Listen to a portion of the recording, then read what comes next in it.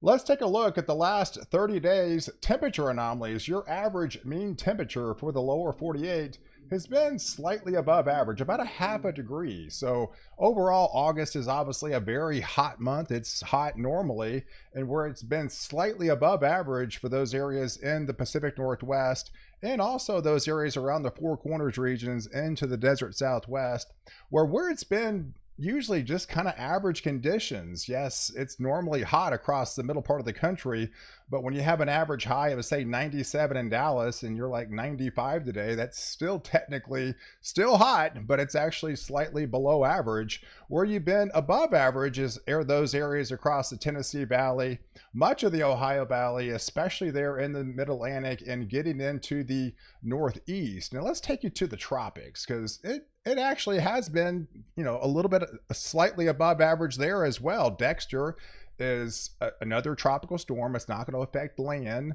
but technically this is the fourth named storm of the season.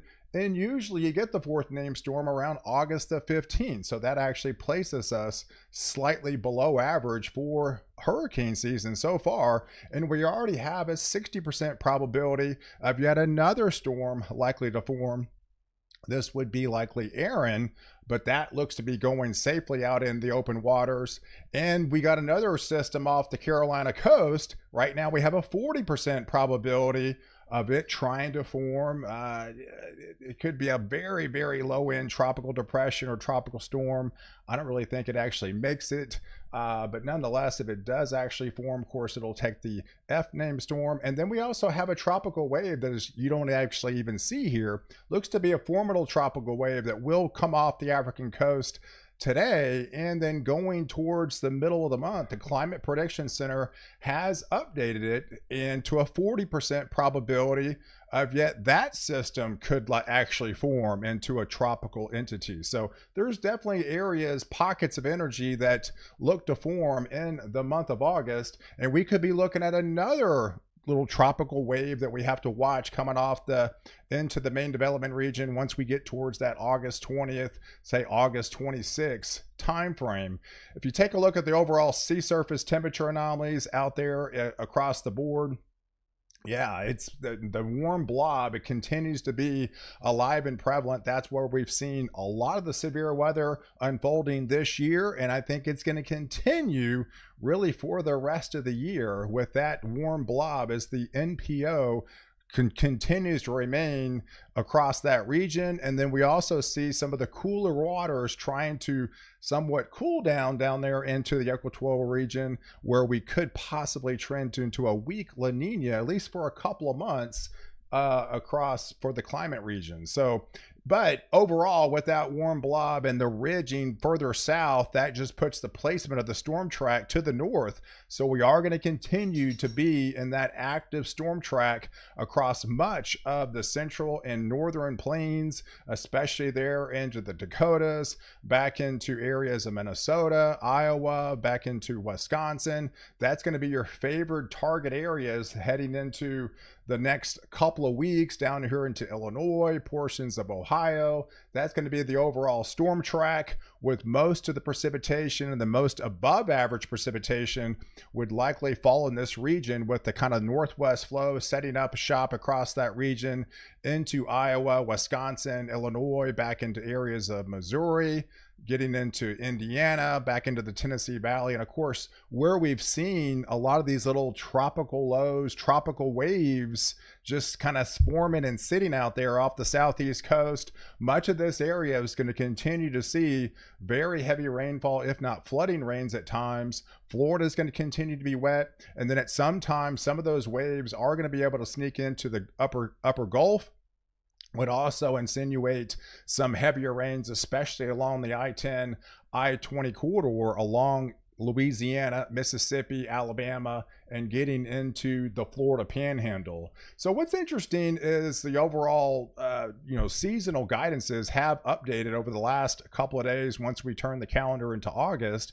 And that trend is actually favoring a little bit cooler on some of these longer range guidances. So let's show you the trends kind of going forward. This is the month of September, and where we've been where we're going into the month of August, I think that's where we continue to be in September. We're still in that ENSO neutral, right? We've got, above average temperatures in the desert Southwest.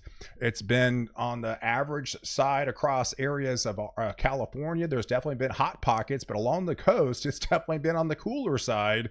And then we'll continue to see those systems, very active storm track across the northern plains, and these average conditions likely continuing for the month of September. And where it has been above average, I think that trend continues for much of the Ohio Valley into the mid-Atlantic and areas of the Northeast.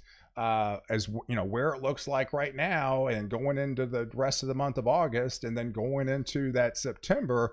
Typically, September is still a hot month, right? It's still summer. It goes till September the 22nd. So most of September is definitely on the warmer, if not hotter side.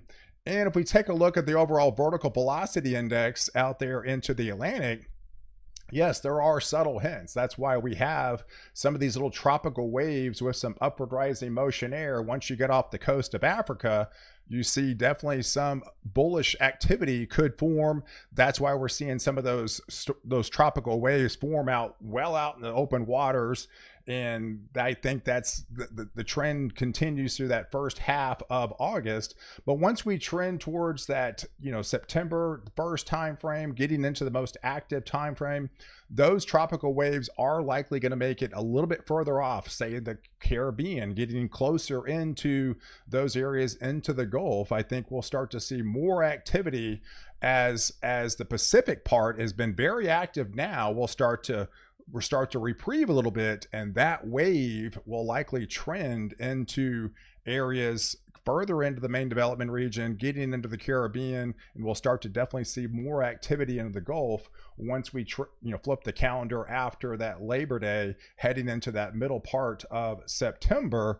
Now the trend on the climate update. So we've been in this ENSO neutral, right? So we're basically in neutral territory. That's why some of the areas have seen we've seen a lot of hot summers, right? This is definitely not one of those blazing, crazy hot summers out there. There's definitely pockets that you've just seen some cooler, if not average summer-like conditions, because we are in that ENSO neutral. And the trend with the latest update, as we trend towards that October timeframe, you can see it slightly does an uptick to a weak, maybe a very weak La Nina for that October into that November timeframe. But that trend might not stay there for very long. Of course, fall is 3 months, winter is 3 months, and it might not last all the way through fall and winter. So it's going to be a very weak La Nina if it does happen to take shape.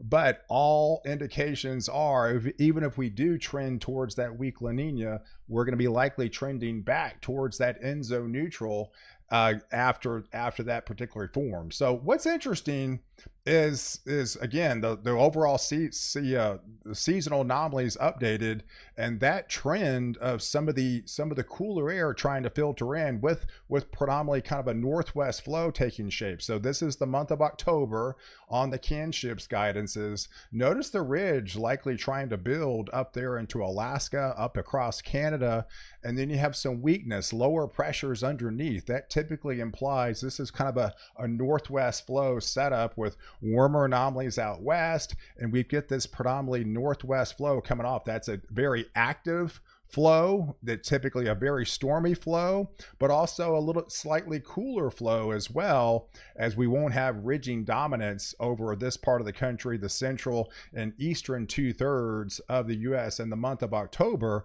And that looks to be a little bit more pronounced even into November. We still see predominantly most of the ridging across the board that would allow some of the cooler shots of air to filter underneath. And if anything, that's definitely a little bit more pronounced in the month of November as we get deeper into those fall months, with the ridging out west would create that northwest flow, and the cooler, if not somewhat times at colder shots of air would likely sneak into the central and eastern 2/3 of the country during the month of November. And look at December, folks. It actually kind of looks a little bit the same. We still have higher pressures building over the top in the month of across Alaska, across across Canada, and then we have some lower pressures underneath, and create that northwest flow again would at least allow some of those cooler anomalies to filter into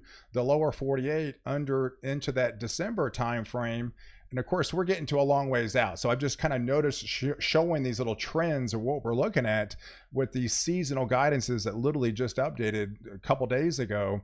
And this is the month of January as we get deeper into, say, the heart of winter. And that would be a colder trend for sure, with, again, height anomalies building over the top. Whenever you see those warmer anomalies over the top of Alaska and Canada, the colder air's got to go somewhere. And the only place it would be going is the lower 48. And so that's definitely a colder look at some of these initial setups of what we're looking at and some of the longer term as we trend towards winter. So guys, I appreciate you watching. Do like this video, definitely hit the subscribe button, and catch the next update while I protect you before and after the storm.